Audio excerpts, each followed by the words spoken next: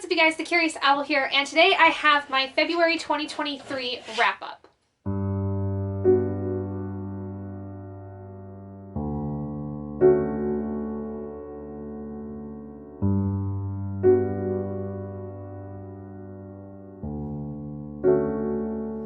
So February did not go exactly as I had hoped it would. I did not get through everything that I wanted to in the month, but I did get through a good few things with a couple surprising reads actually this past month. Let's get into the stats for this month. So I read a total of 2,090 pages this month with 0 minutes worth of audiobooks.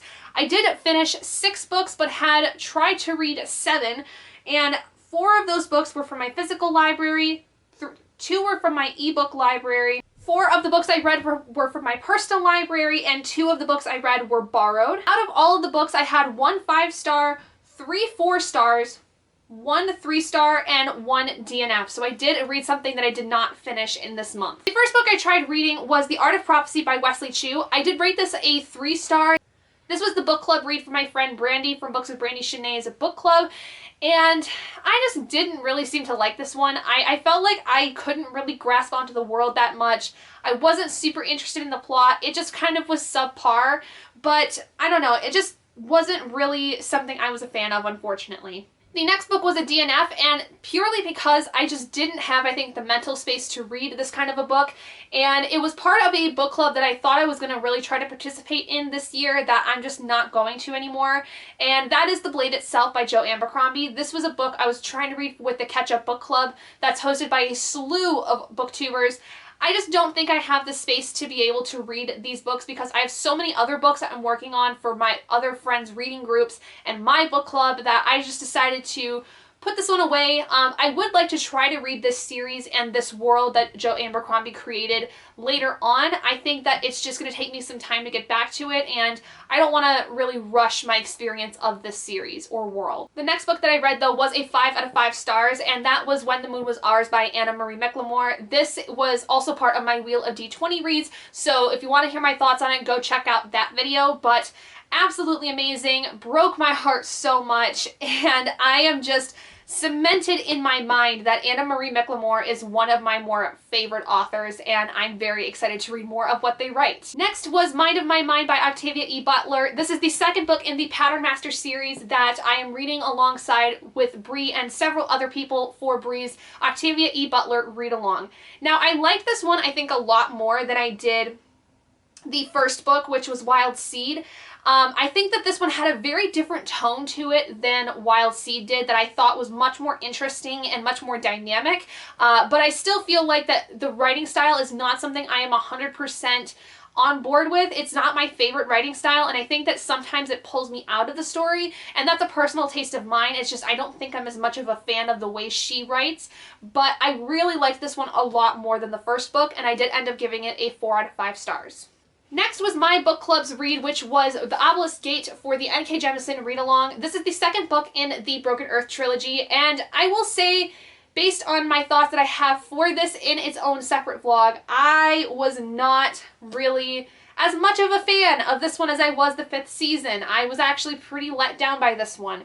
It just didn't feel like that it was as good. The plot wasn't as, figured out. I feel like there were so many things going on that I couldn't keep track.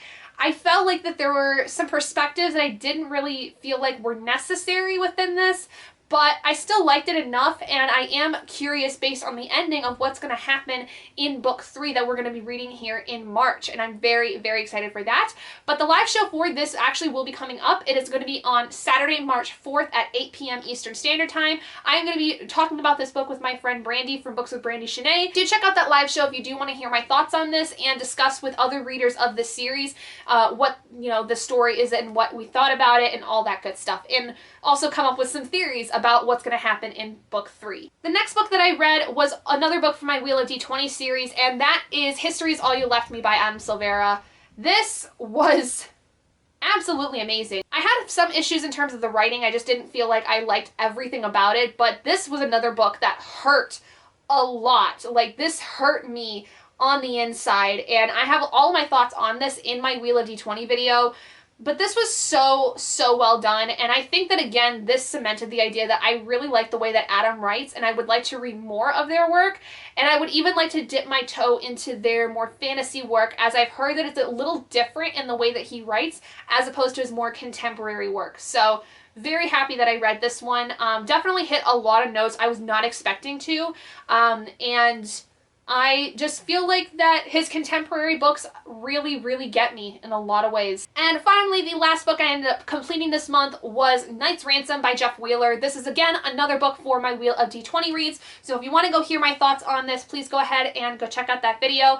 This, though, was also a gift from my friend Adri at Adriology, so thank you so much, Adri, for that.